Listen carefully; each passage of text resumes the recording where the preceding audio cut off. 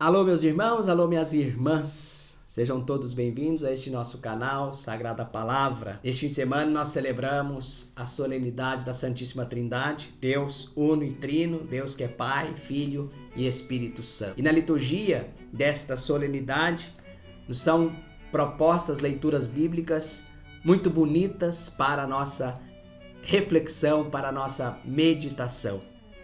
A primeira leitura é do livro do Deuteronômio, capítulo 4, versículos de 32 a 34 e versículos 39 a 40. E aqui estamos diante de um texto que nos faz pensar algumas coisas da nossa relação com Deus.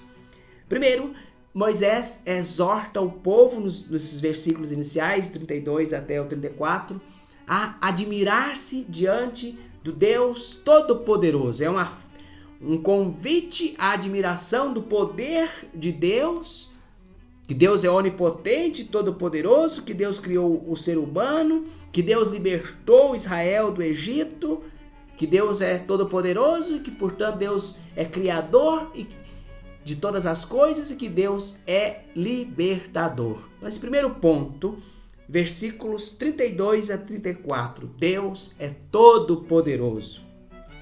Nos versículos 39 e 40, há outros dois pontos muito importantes.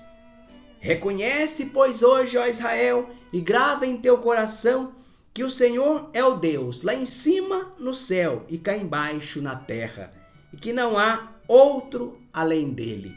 É o versículo 39. Reconhece que o Senhor é o Deus, lá em cima no céu e cá embaixo na terra. É o Deus onipresente. Se naqueles versículos anteriores nós falamos e percebemos a onipotência de Deus, que Deus pode tudo, que Ele é o Todo-Poderoso, aqui nesse versículo é um convite ao reconhecimento de que Deus é onipresente, que está no céu e está na terra. E também, por consequência, é um convite a perceber a proximidade de Deus.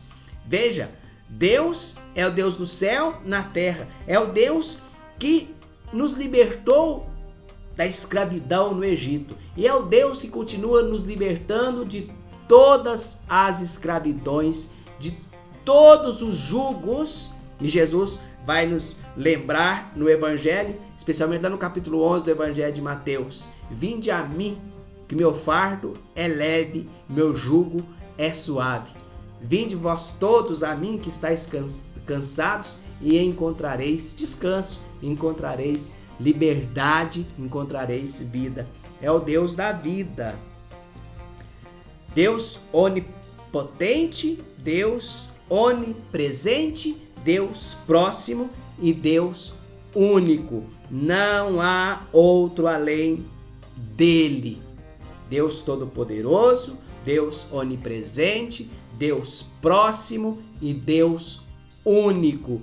Diante da idolatria que rodeava Israel, do perigo que Israel sucumbisse à idolatria, há aqui uma exortação a reconhecer que existe só um Deus, que há apenas um Deus e evitar qualquer possibilidade de adorar ou de se prostrar diante de outro Deus, de um falso Deus, de um ídolo, como fazem ou como faziam as nações que rodeavam Israel. Era um perigo constante. Israel estava rodeado de nações que adoravam ídolos. E de fato a idolatria em algum momento da história de Israel entrou e levou Israel à catástrofe do exílio da Babilônia. Deus onipresente, Deus onipotente, Deus próximo e Deus único, um só Deus. Mas nós não estamos dizendo que Deus é unitrino, mas aqui nesse contexto nós ainda estamos no Antigo Testamento. Ainda não foi revelado através de Jesus e a partir de Jesus o mistério da Santíssima Trindade. Chegaremos lá. Aqui no versículo 40 ainda do capítulo 4 do Deuteronômio, há uma exortação a guardar as leis e os mandamentos que Deus prescreve ao povo, que Deus transmite ao povo através de Moisés. Para que guardar as leis e os mandamentos? Para que sejas feliz, tu e teus filhos, ó Israel. Tu e teus filhos depois de ti, e vivas longos dias sobre a terra que o Senhor teu Deus te vai dar para sempre. Então aqui, num conjunto, nós percebemos um convite à admiração ao poder de Deus, um convite ao reconhecimento da unicidade de Deus e um convite a guardar, a observar os mandamentos de Deus, as orientações de Deus, a lei de Deus, no sentido de orientação, de caminho que leva à vida, para que vivas longos dias, para que sejas feliz. Nós também, a partir de aqui, somos convidados então também a reconhecer a grandeza de Deus, a proximidade de Deus. Deus não é um Deus distante, como muitos pregaram ao longo dos séculos. Deus estava lá em cima como um juiz vingativo, como fosse um contador que contabilizava pecado e acerto, pecado e virtude, para no fim das contas salvar ou condenar. Deus é misericórdia e Deus ensina o caminho a seguir. Só não se salva então quem não quer. Deus mostra o caminho. E o caminho é seguir seus mandamentos, o mandamento da vida, de promoção da vida. Aqueles mandamentos que nós contemplamos todos na página seguinte da Bíblia, logo no capítulo 5 do livro Deuteronômio, que nós reconhecemos como os 10 mandamentos, e na sequência do livro do Deuteronômio também, a série de outras leis, de outros mandamentos que levam a vida se seguidas, se observadas. O livro do Deuteronômio, e quando se fala lei de Deus, não quer dizer apenas os 10 mandamentos, mas é um conjunto de estatutos e mandamentos que a Bíblia exorta, a Escritura exorta ao povo de Israel a viver para que tenha vida longa, prospere na terra, mantenha-se na terra e seja um povo livre. E por consequência também, claro, nós cristãos que assumimos a Sagrada Escritura do Antigo Testamento como Escritura Sagrada, nós reconhecemos também o valor e a importância de seguir esses mandamentos de Deus, ou todos os mandamentos de Deus, para que nós também tenhamos vida, possamos ser felizes e estar sempre em comunhão com Deus, que é único. Vamos ao texto do Santo Evangelho, o final do Evangelho de Mateus, capítulo 28, versículos 16 a 20, que são os versículos que nós proclamamos neste domingo da Santíssima Trindade. Jesus se manifesta ressuscitado aos discípulos que prostram-se diante dele, mas diz o evangelista que mesmo assim alguns duvidaram. Então, apesar da dúvida, Jesus se aproxima deles e fala com eles: toda a autoridade me foi dada no céu e sobre a terra. Veja, toda a autoridade me foi dada no céu e sobre a terra.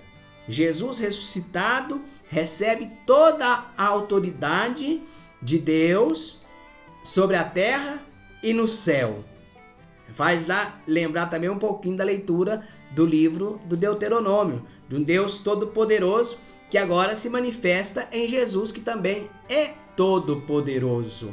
E Jesus, com essa autoridade recebida, Jesus ressuscitado, Jesus Deus Todo-Poderoso, é capaz então de garantir a sua presença junto aos discípulos em sua missão, dizendo: ide e fazei discípulos meus todos os povos, batizando-os em nome do Pai e do Filho e do Espírito Santo, e ensinando-os a observar tudo o que vos ordenei.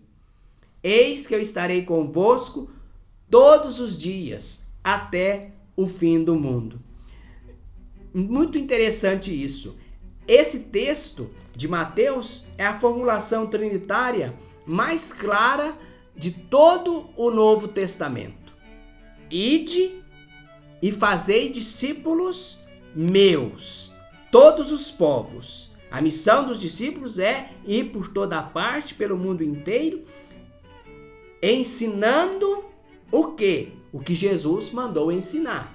Lá na primeira leitura é dito que, ou é exortado que o povo guardasse os mandamentos de Deus transmitidos por Moisés. Aqui Jesus exorta os discípulos a observar tudo o que ele ensinou.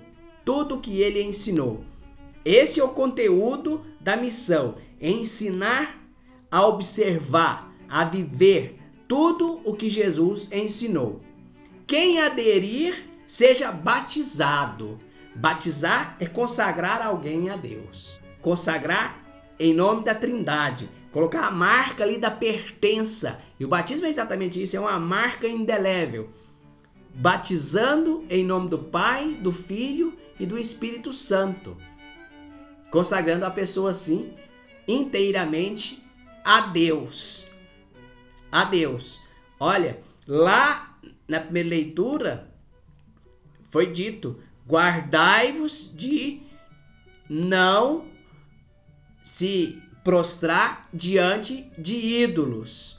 E assim, nós também, batizados que somos, não podemos nos curvar diante de outros deuses, de outras coisas, seja dinheiro, seja poder, seja uma pessoa, seja o que for, fazendo de coisas ou pessoas deuses, ídolos nossos. Não, nós nos prostramos apenas diante de Deus. Deus que se manifesta então e que se revela melhor como Pai, como Filho e como Espírito Santo. Um só Deus, 3 pessoas. Deus é Pai, Deus é Filho e Deus é Espírito Santo. E pelo batismo somos consagrados, marcados como pertencentes a esse único Deus uno e trino. Batizar e ensinar. E Jesus promete, garante, porque ele é todo poderoso e toda a autoridade foi dada a ele, garante a sua presença junto com os seus discípulos na sua missão até o fim do mundo. Ele é o Emanuel. Eu estarei convosco. Isso nos faz lembrar lá no início do Evangelho, quando Mateus nos diz que o nome de Jesus é Emanuel, que significa Deus conosco. Fazendo assim uma inclusão, uma moldura de todo o Evangelho de Mateus. É o Evangelho do Deus conosco, do Deus próximo a nós, como nós já percebemos e refletimos lá a partir da primeira leitura.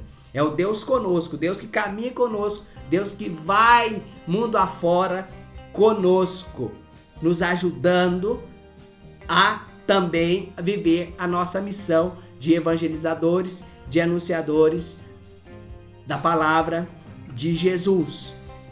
Lá no capítulo 18, versículo 20 do mesmo Evangelho de Mateus, está escrito: onde 2 ou 3 estiverem reunidos em meu nome, eu estarei no meio deles. Tá vendo? É um Deus próximo, não é um Deus ausente, não é um Deus distante, é um Deus que nos ama, que quer estar próximo, que se faz próximo a nós. É um Deus ao qual nós fomos consagrados pelo batismo, um Deus o qual nós devemos anunciar pela palavra de Jesus que está conosco, que todos se convertam, observem os ensinamentos de Jesus e sejam batizados, inseridos no mistério pascal de Jesus, inseridos no mistério do Deus uno e trino, do Deus Trindade. Não cabe aqui ficar especulando ou tentando buscar assim muita explicação do dogma da Santíssima Trindade. Nem vou entrar nisso, mas que a gente tenha claro no nosso coração que Deus é próximo. É um Deus todo-poderoso, mas é um Deus muito próximo. É um Deus que nos ama. É um Deus que nos quer o bem. É o único Deus que nos quer bem. Um Deus que nos amou tanto, que nos deu o seu Filho, que ao morrer na cruz nos resgatou do poder da morte, dando-nos a vida. É um Deus que nos ama tanto que pelo Filho Jesus nos deu o Espírito Santo, o hálito da vida, para que possamos viver e viver bem, ter vida digna e ao mesmo tempo também nos convida e nos impulsiona a uma missão, a missão de evangelizar, de anunciar a palavra de Jesus. Espero que tenham gostado dessa nossa meditação, dessa nossa reflexão. Se gostou, pode se inscrever aqui nesse nosso canal para ver e ouvir outros vídeos como este. Gostaria muito de falar um pouquinho sobre a segunda leitura, que é da carta de Paulo aos Romanos, no capítulo 8, mas eu acho que já ficou bastante longo esse vídeo. Você pode ler aí na sua Bíblia. Eu vou deixar esse texto aqui também na descrição. Rezar o Salmo, que é muito bonito, é o Salmo 32. Todas essas leituras, essas 4 leituras que compõem a liturgia desse final de semana.